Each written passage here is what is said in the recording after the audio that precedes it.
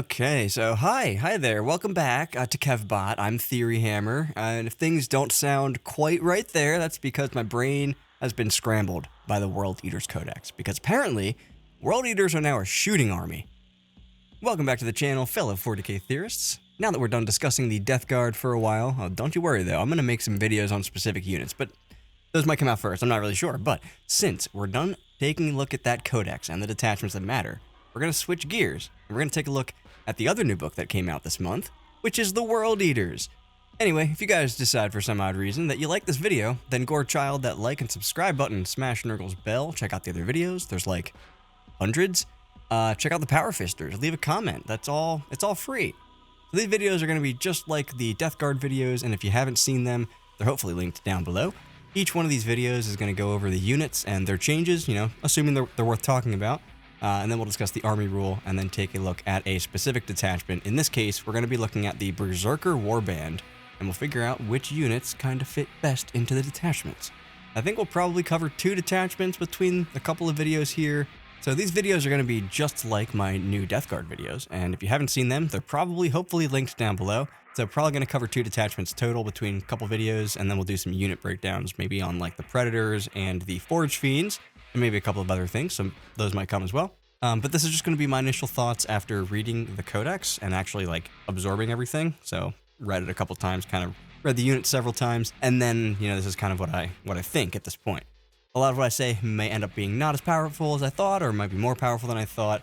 As before, we're going to hit the army rule and then the units, and then we'll focus in on the detachment itself, and that way we'll know which units fit into the detachment because we've already gone over them. So we'll jump into this video and take a look at what we're working with here by first looking at the army rule. This changed, and this is going to be kind of a lot. It's still called the Blessing of Khorne, but it's different. We lost a few things, but we gained a few things, and this is what we got. So at the start of the battle round, you roll 8d6. You can then use different combinations of numbers to activate certain blessings, which applies to all units with the Blessing of Khorne rule. You get to pick up to 2 of them. Now on 8d6, you will always have a double number. On any double 1s or higher, so like double 1s, double 2s, basically any double, you get to reroll charges for your whole army. You'll always have access to this no matter what. On any double 2+, so double 2s, double 3s, etc., you get to pile in 6 inches and consolidate 6 inches. That's actually pretty good, and I tend to overlook these kind of things, but as an army-wide ability, that could actually be extremely disruptive during the right turn. It's not always easy to be over 4 inches when a unit wants to consolidate or pile in. Now you would have to be over 7 inches away, potentially further, and like when accounting for both the pile in and consolidate between the 6 extra inches, that's a long range. I don't think that you'll use it all that often, but if somebody is bunched up with like a huge gun line, this is a great way to just shut down like an entire army. And I totally forgot to tell you the names here. That one is Rage-Fueled Invigoration. The first one is Unbridled Bloodlust, and the next one is Total Carnage. This is on any double 3+, so you roll the 8 dice, any double 3-ups. This gives you a fight on death on a 4-up. It's very strong to have as a player that's going second against another combat army, but past that, as an army-wide thing, you're probably just gonna want to have some of the next ones instead. Next one would be Martial Excellence. Any double 4+s or any triples. This gives you sustained hits 1. Now we're fucking talking.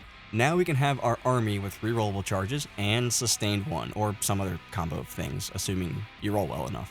But since you also trigger this on a triple, even if you roll like shit, you could still get this, and we all know how much dice love to roll 2s specifically, so if you do happen to like roll 3 2s, there you go. 3 1s, there you go. 3 anything, but didn't have any double 4+, no worries, you still have access to this, so this is great. And I think it's better than lethals, but that's going to be your next one, which is Warp Blades. Any double 5-ups or a triple 2+.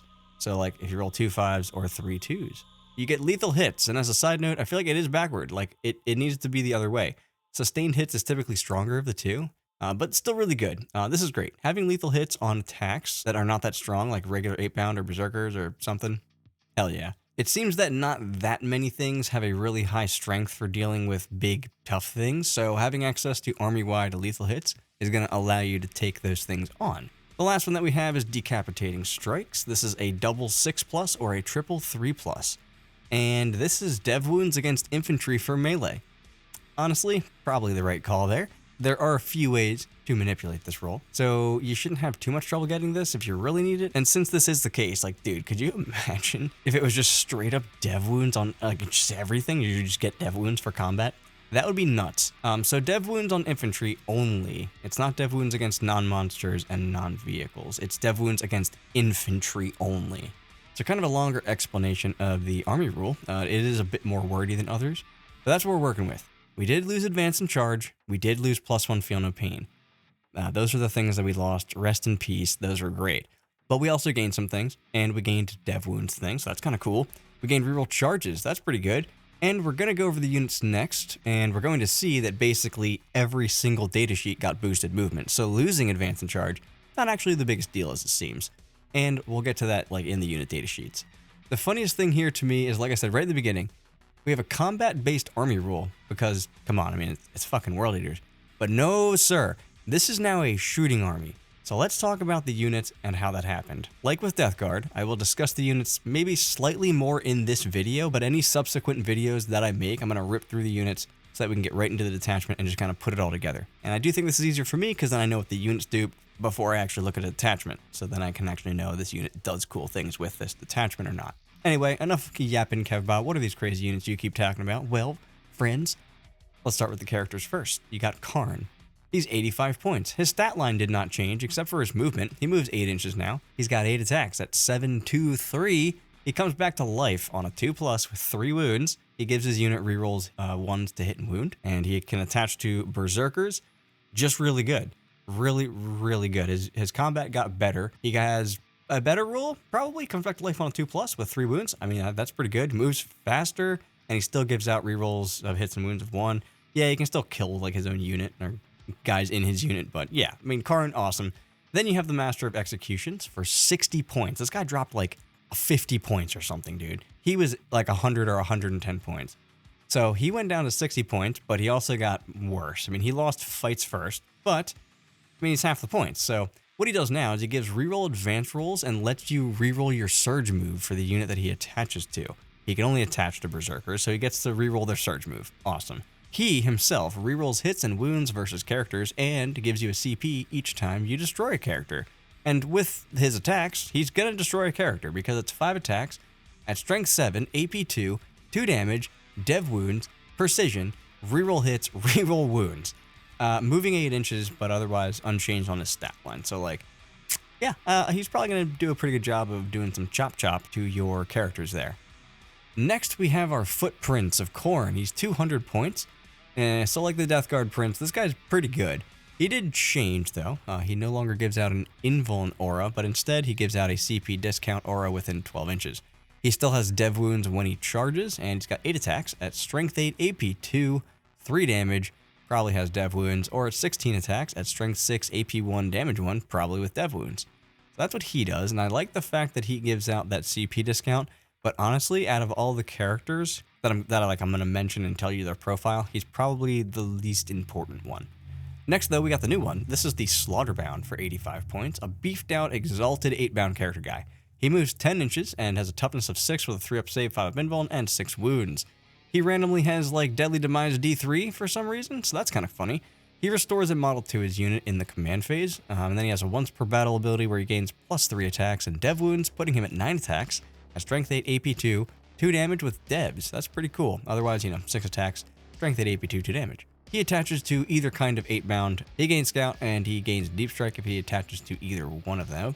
So that's what he does. This guy's pretty cool. I like the fact that he brings guys back to the unit, and I like his output, getting those dev wounds with 9 attacks. But yeah, he's pretty good.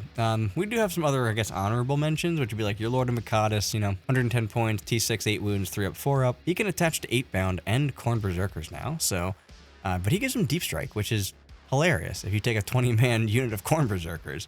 And he also lets his unit move through walls and models as if they were not there. He still has some Impact Mortals, bunch of attacks, strength 6, AP 2, 2 damage, dev wounds, got like 7 attacks there, plus his extra Lancey things, 6, 1, 2, 4 attacks with that, and the little thing that he's riding. Not sure about him, but he seems fine for 110 points. Just his profile alone, T6 with 8 wounds, that's pretty good. And then being able to give a unit Deep Strike, that's just kind of funny. The Lord on Juggernaut is next. He's 90 points. His stat line is pretty similar. He's basically the same, except he has 7 wounds instead of 8.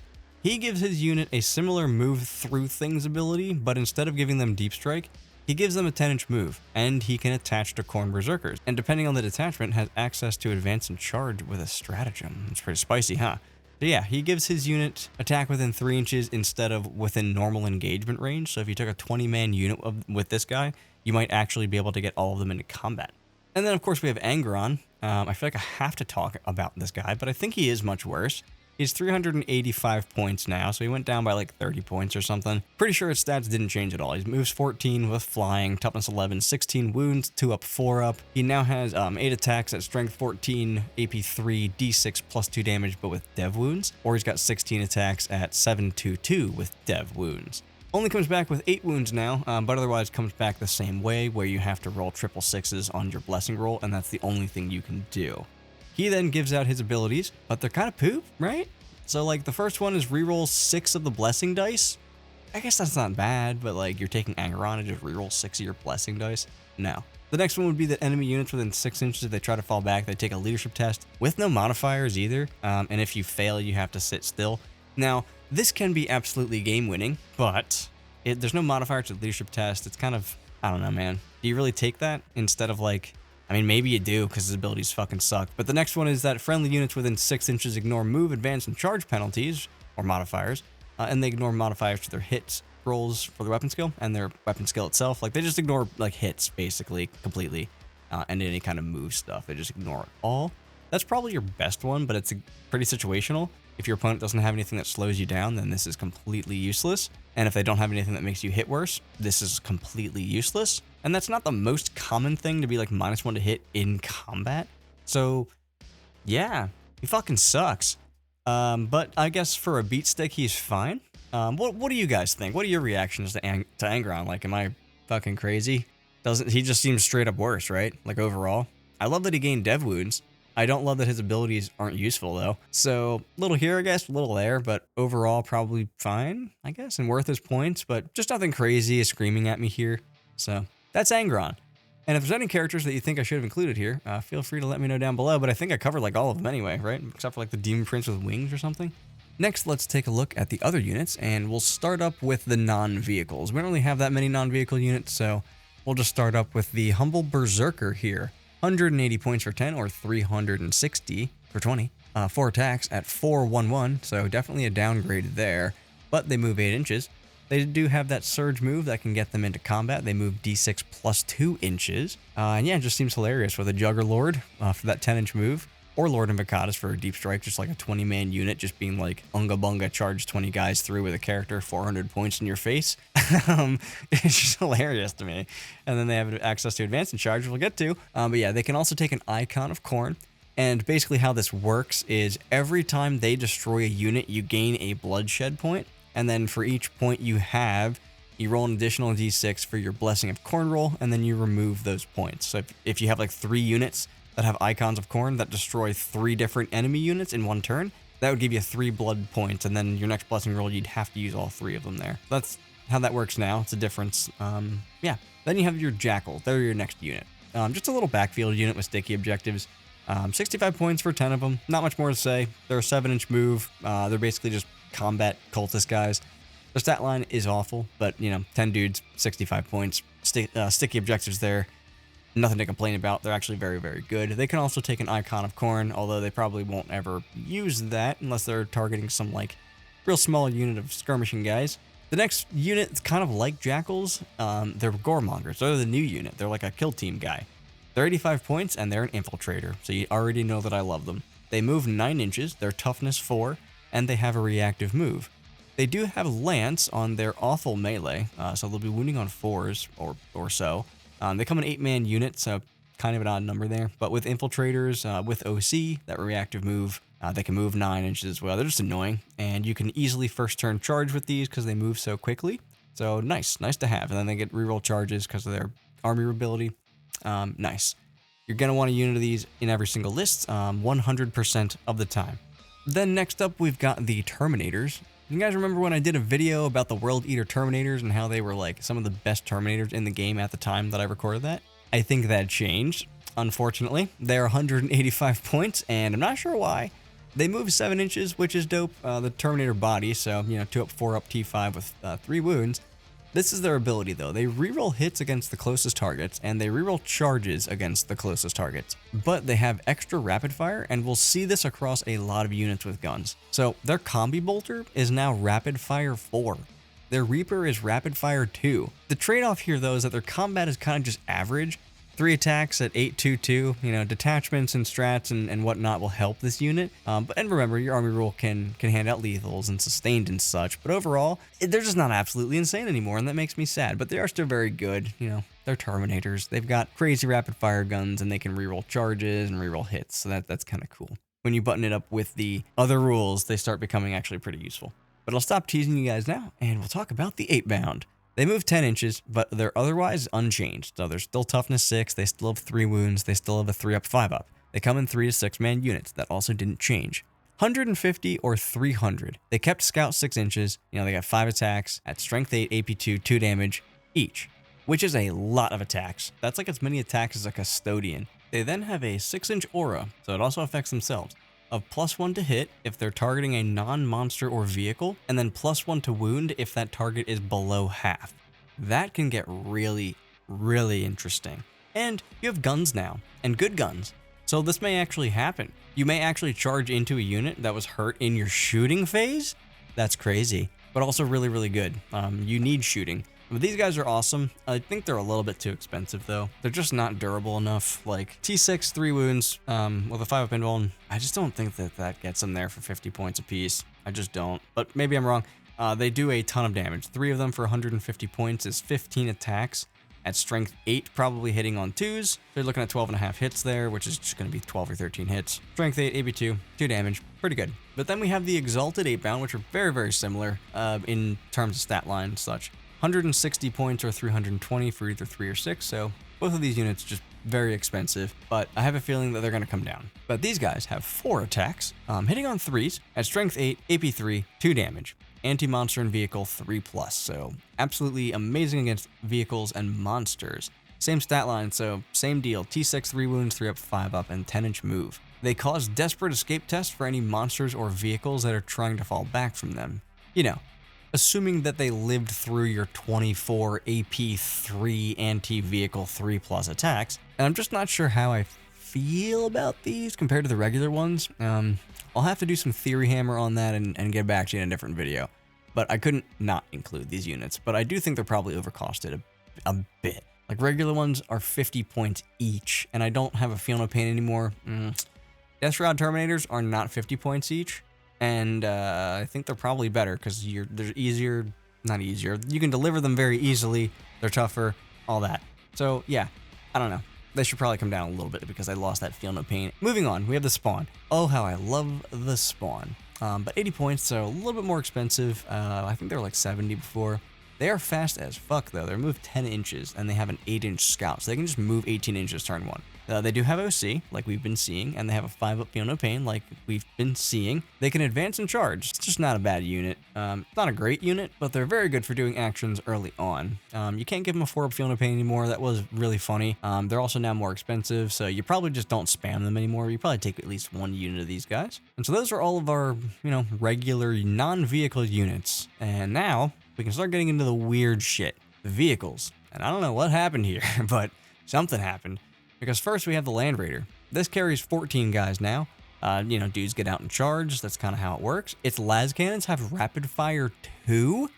Yes, its las cannons have rapid fire 2. So 8 shots within 24 inches hitting on 4s. But for any of you math nerds out there, what's better?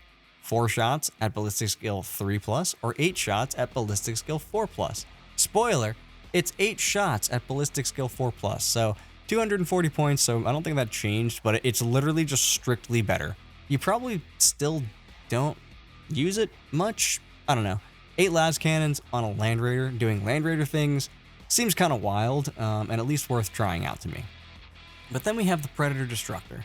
No stat line change. Main gun has rapid fire 2, and so that's going to be 3 shots from its las cannon within 24 inches. Its side las cannons do not have rapid fire though, which is sad to me. But the bolters do. The rapid fire 2, and then this guy's ability is that he rerolls wounds and damage versus monsters and vehicles. And that ain't bad. You know, 5 las cannon shots that reroll wounds and damage. That doesn't seem bad. For 145 points, doesn't seem too bad. The Destructor, though, bro, this thing fucks. It's 145 points as well. It makes you -1 to hit if it hits you with any one of its 20 fucking shots. Yes, 20 shots. Its main gun has rapid fire 6, and it's got 2 bolters that are rapid fire 2. So 10 shots from the main gun at 913, and 10 shots from the heavy bolters at 512. You do need to be within 18 inches to get the 20 shots, though, and it does hit on 4s. So, you know, expect 5 hits from the main gun and like 6.66 from the bolters because of sustained hits. They're just not gonna do. They're not gonna do insane damage. I'm being very bombastic, but it's exciting. You know, they get 20 shots. It's a fucking predator from World Eaters. It's awesome. But they are not gonna do insane damage. You know, they're only AP1. But the volume of 3 of these things is just gonna hail you with bullets all game long, and that's after you deal with 3 Forge Fiends. And you heard that right. Forge Fiends are now a thing that you're going to see 3 of in every single World Eater list, regardless of the detachment, because they're 150 points, their guns have rapid fire 1, and they put out an average of 9 shots if it's not a blastable target. 9 shots at 10-3-3. They don't have hazardous like Chaos Space Marines. Oh yeah, they also reroll their hits versus the closest target within 18 inches. How could I forget that? So yeah, those are nuts. The stat line didn't change. They're still toughness 10 with 12 wounds on a 3-up, 5-up, but like, what? I like the way that sounds. Yeah, so you take 3 of those things in every detachment and you just blow people off the table with those. So that's how that works. Then there's the Mauler Fiend, and I'm just gonna talk about it. I'm not sure if it's actually good yet, but I'm just gonna talk about it. There may or may not be detachments to let it move through walls, so like I'm gonna talk about it. It moves 12 inches. It's the stat line you'd expect: T10, 12 wounds, 3-up, 5-up. Its guns have rapid fire, so you could be shooting 6 shots within 3 inches if you wanted to. But we're here for its combat because its combat is 8 attacks at strength 14, AP2, damage D6 +1. But then for its abilities, it adds 1 to charge against units below starting strength, or 2 to charge against units that are under half strength. It then adds 1 to hit if you're below starting strength, and then 1 to wound if you're below half strength. It's 150 points for how fast it moves, for the damage it can do in combat. I just think it's funny. It's not great, but I do think it's funny. I mentioned it. Sue me. The next thing that we have is the Rhino. This does not give out rerolls to wound like the Death Guard 1. That shit is fucking nuts. This one does do something else, though. It's weird, but I really like it, actually, because it causes some weird plays. Basically, if someone ends a move within 9 inches of the Rhino, dudes inside can get out. And this is going to do weird things. This is going to create walls in front of your opponent. This is going to create heroic intervention targets. This is going to just generally throw off what people are expecting to do. And I think the idea here is to, like, get out, you know, have someone shoot them, and then surge into combat. That's hilarious to me. But I also think that making them as a heroic target is also really cool, because you don't have to disembark within line of sight. You know, if your Rhino's behind a wall, disembark behind the wall, they go to charge into your Rhino or some other unit, and you can heroically intervene with those Khorne Berzerkers there. They're definitely a strange ability, but one that's actually pretty good. And then last, I'll just mention the Defiler, I guess. I'm not sure why I included it, but I don't know, this is what it does. It's 180 points. Why is it more expensive than the Death Guard one? I have no fucking idea, but it piques my interest a little bit, and here's why. Its cannon is rapid fire 3. So it's 6 plus D6 blast shots. The heavy bolter, the las cannon, and the Reaper autocannon also have rapid fire. So it's rapid fire 2 on the bolter and the Reaper, and then rapid fire 1 on the las cannon. It's just kind of cool, but it does hit on 4, so it's not as cool. But for combat, it gets extra attacks. It has 6 attacks at strength 16, AP3, damage D6 +2. It moves over stuff as always, and then this is the interesting thing. If someone sets up a unit within 12 inches of it, it can shoot or charge. So yeah, like when you disembark with the intent to charge, you might just end up getting charged immediately before the unit gets to shoot or do anything. So I included this thing because its ability is weird and reactive, and I kind of like it. But is it a good unit? I don't know. Probably not, but I just wanted to mention it. And so I think that sums up all the units I wanted to discuss as part of this video. If you think there's any that I missed, though, please feel free to let me know down below. And now that we know our units, let's finally take a look at the detachment, which is the Berzerker Warband. Our detachment rule, it's extremely straightforward. We get +1 to our attacks and +2 to our strength on the charge. So pretty nice, you know. 6 attacks at strength 10, AP2, flat 2 for regular 8-bound, with the army rule access to lethals and sustained. I like it. And it's honestly, it's just good, right? Like, I'm pretty sure it's exactly the same thing Blood Angel's detachment gives you, It's simple, it's straightforward, it's powerful. So for our enhancements though, we have some classic ones, because this is the index detachment, albeit they have changed a little bit, or at least some of them changed. The first one here is the Berzerker Glaive for 25 points. We have +1 attack, +1 damage. Pretty sweet. That Prince is now 9 attacks. At strength 8, AP 2, 4 damage with dev wounds. But let's be honest, like, he's charging. So it's actually 10 attacks at strength 10, AP 2, 4 damage with dev wounds. Probably with sustained. This always was really good on the Master of Choppercutions though. 6 attacks at 7, 2, 3 with precision and dev wounds. He rerolls hits, he rerolls wounds against characters, probably has sustained hits. You could also probably put this on a Prince. Flat 4 damage with devs just sounds disgusting, but either one of the characters mentioned there is really what this is going to probably want to go on. Most likely the Master of Executions. If I had to choose one, I would pick the Master of Executions. Next though, we have the Helm of Brazen Ire for 20 points, -1 damage. It's good. Goes on a Prince. I think it used to be half damage, right? But either way, it's still really good and totally worth its 20 points. Could also be interesting on something like a Juggerlord. Makes him annoying to kill because he's toughness 6 with 7 wounds, but I think the Prince is probably what it goes on. You then have the Favorite of Khorne for 15 points. You can reroll 2 of your Blessing dice if he's on the battlefield. Probably useful. Would have liked to see it just be like add 1 or subtract 1 from one of the dice, but whatever, I guess it's fine, you know, 15 points. Not sure who it goes on if you do decide to take it, but you have it. Then we have Battle Lust for 10 points. You reroll charges for the Bear's unit. Well, that's already an army rule thing, so if Unbridled Bloodlust is active, which is your reroll charges, then you instead get +1. And this probably goes on the Juggernaut Lord, because he gives the unit a 10-inch move, and then you can reroll your charges, and you can advance and charge as well. So, and you can move through stuff. So it probably goes on that guy. Now, obviously, the best one here is -1 damage from the Helm of Brazen Ire and the +1 strength and damage Berzerker Warglaive. They almost both want to be on a Prince to like maximize them, but if you do take them in the same list, you probably just take the Helm on the Prince and the Glaive on the Master of Executions, and that's if you even take the Prince, which you might not do, likely not do. But that's what I think you probably do, because your Slaughter guy, he can already gain dev wounds once a game. He's probably only going to be in combat like once or twice, so I don't know if you need it on him, but tell me if I'm wrong, because I love being wrong. I love learning new things. So let's take a look at the strats next and figure out what they're useful on and kind of put this all together here. Strat number 1 is Blood Offering. A unit dies and then stickies an objective. This is also 1 CP. So unit dies, stickies an objective. It's good on anything, really. I mean, it's usable in any phase. It's just 1 CP. That objective that you shot me off of is actually still mine. Honestly, I don't love these strats, but they do have their place. You also do have Jackals though, so I don't know if you need this, but hey, you got it. And what this usually looks like, at least like in my experience, is that your opponent took an objective and then you charged into them and wiped them off of it, but they don't have like anything really nearby, and so you're able to keep control over that objective. But, you know, if they move to the objective and wipe out your unit, then this becomes useless. But there are those times when you can catch a unit out there, trade, but still keep the objective, so you have this. And then strat number 2 is Hack and Slash for 1 CP. It's in the fight phase. You pick a unit that hasn't fought, they get +1 AP. Most of what I saw was AP 2 in combat. Now you can be AP 3. And this is going to be really good on several things, specifically Khorne Berzerkers, because they're going to get 5 attacks each at strength 6, AP 2, 1 damage, but probably with sustained or lethals. I'm not sure if you can actually get the 20 guys into combat unless you are using the Lord guy, but even if it's like only 10, that's still 10 wounds on a vehicle at AP 2. And I didn't even think about sustained. So with sustained, you're probably looking at 12. Then you have all the eviscerators and stuff that come in as well. So awesome, awesome, sawsome there. It's also really good on 8-bound because obviously they become AP 3. That's pretty rare to have in combat. 36 attacks at 10, 3, 2, probably with sustained. That seems good. So you get like 30 hits with sustained or lethals. You know, if it's toughness 11 or higher, that's like 10 wounds at AP 3 for a maximum of 20 damage. I guess like 20 hits and always like 13 to 14 wounds if it's a monster or vehicle at AP 3. Now, what you could use this on is a Mauler Fiend. That's 9 attacks at strength 16 on the charge, probably with sustained at AP 3, for D6 +1 each. That's a thing you could do. Next one is Frenzied Resilience for 2 CP. This is a fight phase strat only, and it gives you -1 damage. It's going to be good on 8-bound of both kinds. It's probably good on Mauler Fiends, right?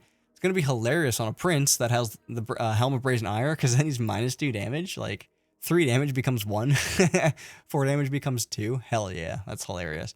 And the Prince himself also makes it only cost 1 CP. Honestly, it should be 1 CP since it only happens in the fight phase, but whatever. It's very strong against another combat army. It's very strong when used correctly, also known as like hiding and being charged rather than being exposed and getting shot. Like if someone crashes into your unit of 8-bound that are hiding behind a wall and they don't get shot, well, now they're -1 damage and they're within 12 inches of a print, hopefully, so it's only 1 CP. Definitely going to be best on your larger units, so like full 6-man units of 8-bound, full units of Berzerkers, especially because it's 2 CP. Like you just can't use this on a smaller unit for that cost. Generally, though, it's going to be useful when you're charging with multiple units, and especially if you're worried about your opponent breaking in. You fight with your unit first, they break in, but then you use -1 damage and then keep that unit from dying. So there's an option that you can use there. So that's what you got for that one, Frenzied Resilience. The next one, Skulls for the Skull Throne, 1 CP, also in the fight phase. If you destroy a monster or a character, just make a blessing roll and activate one. And so I like it a lot. It gives you more options. You can equate this to giving yourself 6 different options.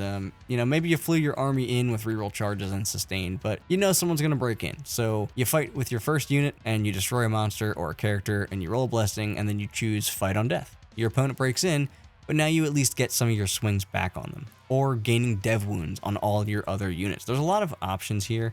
And options are always good to have. And so this doesn't specifically incentivize bringing any particular units.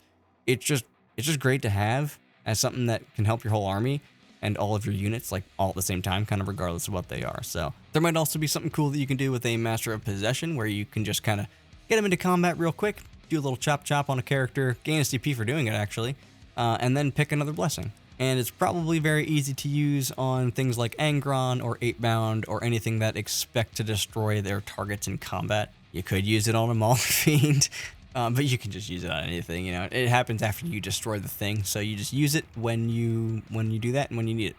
The next one though, number 5, 1 CP for Apoplectic Frenzy. I think I said that right. It's a movement phase thing where a Khorne Berzerker unit can advance and charge. Like I was saying earlier, this is that strat. So, I mean, 8-inch move already, they reroll charges because the army rule, they can be taken in gigantic 20-man units. Like, it's just good, you know? Turn 1, you move them into that nook that you have on your side, kind of whatever layout you have. There's usually like an area where you can hide, so you hide them there. And then turn 2, you advance like 11 or 12 on average, maybe with a reroll if you have the Master of Possession in there. You charge with a reroll on your charge as well. You have sustained hits. You get 5 attacks on the charge at strength 6, AP 1 with access to +1 AP if needed. So you're going to use this if you take this detachment. Your Khorne Berzerker squads are going to advance and charge. One of them every turn is going to advance and charge until they're dead. And so basically this strat says somewhere in the fine print, take Khorne Berzerkers if you're going to use this detachment.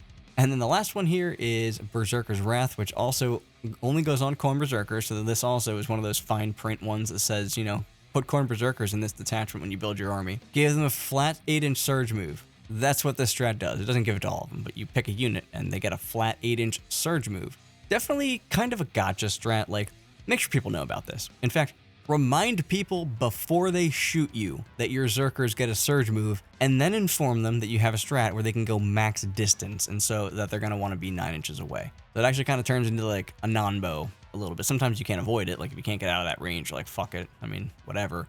But with the Master Possession, I mean, it's also less impactful there. So because he can let you reroll your surge move for D6. So I feel like a lot of the times you actually won't use this. And so that covers all the strats, the enhancements, the detachment rule, the army rule, the units, not in that order. But overall, this detachment really wants you to play World Eaters the way that they were meant to be played. Before taking any units, you basically always have reroll charges, sustained 1 or lethals, +1 attack on the charge, and +2 strength on the charge. And so you're incentivized to take, well, you know, combat units. If you take 8-bound, they hit at strength 10, AP 2, damage 2, which you can boost AP 3 damage to. Probably with sustained or lethals, with 6 attacks apiece, and then they can, you know, proc a blessing roll. They can proc sticky objectives. They're one of the best targets for -1 damage. Like you want to include 8-bound in this detachment. I think the regular 8-bound are better because they're cheaper. I just like their attacks more because I just like their ability more. I like their attacks more, and they have scout 6 inches. Like I just like them more. So, and then they get +1 to hit if they're targeting a non-vehicle thing. Like, yeah, 6 attacks apiece. 18 attacks, 15 hits, 10-2-2, maybe 10-3-2. But you might take Terminators here as well. Like, I don't know. I mean, they also hit at 10-2-2, which you could make AP 3, but you're not going to do that. But so 10-2-2 when they charge, they get reroll charges built in, which is weird. They get reroll to hit with their shooting. They do have less attacks. I don't know. Probably don't take Terminators, but you know, you definitely take Khorne Berzerkers, and you take the characters that go with them. So you're strength 6, you're AP 1. You have access to becoming AP 2, you're damage 1, but you have sustained hits, you have lethals, and you got 5 attacks apiece. The Juggernaut Lord, you're taking him as well, maybe if you're taking Khorne Berzerkers because of that 10-inch move, and then access to advance and charge from that strat. He swings at strength 8, AP 1, damage 2, and he's got 8 attacks, plus his extras, with lethals or sustained. You then have Lord Invocatus if you want to take him instead, or in addition, I guess. He gives you Deep Strike. He swings in with 8 attacks at strength 8, AP 2, damage 2 with Death Wounds, and you absolutely 100% of the time take the Master of Executions. You give him the Glaive as well, you give him that. He gives the Khorne Berzerkers a reroll charge on their Surge move. When you give him that Berzerker Glaive, he charges in with 7 attacks at strength 9, AP 2, flat 3 damage with precision, with Death Wounds, with lethals, or sustained. He rerolls hits and he rerolls wounds. I think you probably have to slow roll this though because of how it's worded. Like, it says each time you target a character with an attack, he can reroll hits and reroll wounds. So if you rolled them all at the same time and then rerolled them all at the same time, you're actually not allowed to do that. You would have to, because the first 2 could kill the character. So you would have to roll them individually. Like, you would have to roll them individually. So just a little thing there. But yeah, Khorne, dude, he's super good here. Swings in with 9 attacks at strength 9, AP 2, 3 damage. He gives his unit reroll hits and wounds of 1. Like, what? He's the only source of rerolls, like, in the Codex, basically. It's kind of a shame that you can't attach 2 characters to a 20-man Khorne Berzerker unit. That would be sweet. But yeah, Khorne's great. 9 attacks at flat 3 damage with lethals or sustained or whatever. Like, he will wipe a unit by himself, straight up. And then you have the 10 or 20 Khorne Berzerkers behind him that are now 5 attacks at 6, maybe either 1 or 2. If needed, 2 with lethal sustain, like rerolling hits and wounds 1. Dude, like 20 Berzerkers with -1 damage in combat might be another reason why that strat is 2 CP. I just thought of that. But yeah, I guess you could also take the Mauler Fiend here. It's fast, it moves 12 inches, but in all seriousness, although it slaps, it's really wonky to move around because its base is huge. Like, you don't have access to move through walls in this detachment. It's probably a bit overcosted, but hey, it swings in with 9 attacks at strength 16, AP 2, maybe 3, depending on the strat. D6 +1 damage with access to -1 damage in combat. That's a thing you could do, but honestly, probably just stay away from them until their costs come down, or like use it in the detachment where it can move through walls. And so you'll have to like and subscribe so you don't miss the next video, which does include that strat. The Defiler here, speaking of vehicles, is fine, I guess. It does have 7 attacks on the charge at strength 18, AP 3, D6 +2 damage. So I guess the Scourge becomes, or is it D6 +1? It's either D6 +1 or D6 +2, but it's strength 18, AP 3 for sure. The Scourge, actually, that becomes 4 attacks at strength 14, AP 1, damage 2, right? What a weird profile. Yeah, probably skip this as well until the cost comes down because he's 180 points. His ability's cool, but it's not cool enough where you're gonna like use it every turn like you would with a Death Guard one. So probably skip the Defiler as well. But for some other units, you might want to take the Prince. He hits really hard. He does also have access to some really good enhancements like the +1 strength, or not strength, +1 damage and attack, or the -1 damage to him. If you can get him safely into combat somewhere where he's not too exposed, he's definitely going to live, especially if you use the -1 damage strat on him. That would only cost him 1 CP at that point, so it'd be -2 damage. And that could just be like another reason to take him just generally in this detachment, because then you can have a thing that runs into combat with something that like is really crazy, but he's -2 damage and like doesn't take any damage at all. Plus the strat discount aura, very, very useful to have. That is very, very useful to have. And then aside from wanting to take like all the combat units, some of the other units are just too fucking good not to use. Like the Predator Destructor and the Forge Fiend. World Eaters will now have a really strong shooting element, and that paired with a really strong combat element always makes for a good all-comers army. That is going to give World Eaters something that they kinda had before, but like not really. Now they will have actual, legit shooting threats, and that's awesome, because now you force your opponent to choose between, going after those things or the things that are running toward you that want to rip out your throats. Like, forcing that choice is an aspect of the game World Eaters didn't really have before, but now they do, almost to the point where I'm actually scared of it. Like, you're 1000% going to see lists that run 3 Predators and 3 Forge Fiends. Like, you just will. Maybe not in this detachment, but you just will. And they'll do the majority of the damage. It's 885 points for all that. For 3 Predators and 3 Forge Fiends, 885 points. You then take like 3 units of 8-bound, Master of Execution with Khorne Berzerkers, Khorne with Khorne Berzerkers, or like a Prince, some Jackals, some Spawn. Like, hell yeah, dude. Like, let's go. I'm gonna run towards you with all these crazy combat units, and I'm gonna have an awesome gun line in the backfield while doing it. Oh yeah, let's go, dude. So overall, I really like the revamped Codex. I'm gonna miss the Feel No Pain. I'm gonna miss the Feel No Pain that we could get. But the Advance and Charge, it's kind of meh. All of our stuff moves faster, so yeah, I mean, technically you are slower, but not by much. Not enough to really feel it, I don't think, because you didn't want to just go unga bunga into combat with everything instantly anyway. You wanted to take that first turn to like move up and stage, and then, you know, at that point you could use Advance and Charge. And now you just do the same thing, and you just move a little bit faster in your second turn. Plus you have that reroll to charge built into your army rule, and it's the easiest one to get. You can't not get it. And overall, this detachment, I really like the detachment just because the detachment rule is very nice. +2 strength and +1 attack is just good. There's a bunch of good combat units in here that are really going to benefit from that. And then the shooting stuff you have access to just supplements the combat stuff really well and forces your opponent to make hard choices. So I just think it's great stuff overall, and I really like this detachment. And you're going to see Khorne Berzerkers, 8-bound, your characters like Karn and the Master of Executions. You might see the Slaughter guy, the Slaughterbound guy, I'm not really sure there, but then you're also going to see Forge Fiends, maybe Predators, I'm not sure about this detachment, but Forge Fiends for sure. But that's pretty much your list. Maybe some Lord Invocatus guys as well to give the, like a 20-man Berzerker unit move around through walls and move super fast and advance and charge and that sort of thing. So that's what you got. It's pretty much going to be the same sort of list. You pretty much replace Angron with 3 Forge Fiends, I think. That's almost a swap there. The list I was running, I would have actually had more points than before. So I'd probably save like 200 points if I just took out Angron, put in the Forge Fiends, and then took out some other stuff that like I wouldn't need 3 units of spawn anymore. So anyway, that's kind of just me rambling at this point, but that's gonna do it. That's the Berzerker Warband. If I missed anything glaringly obvious, or I misspoke, or I made a mistake, or anything like that, just let me know down below. Gore Child, that like and subscribe button. Play a trick on Nurgle's Bell. Check out the other videos. Check out the other channel. What else? I guess Blood for the Blood God, right? Skulls for the Skull Throne. Theory hard. And I'll see you crazy chainsaw wielding fanatics in the next video.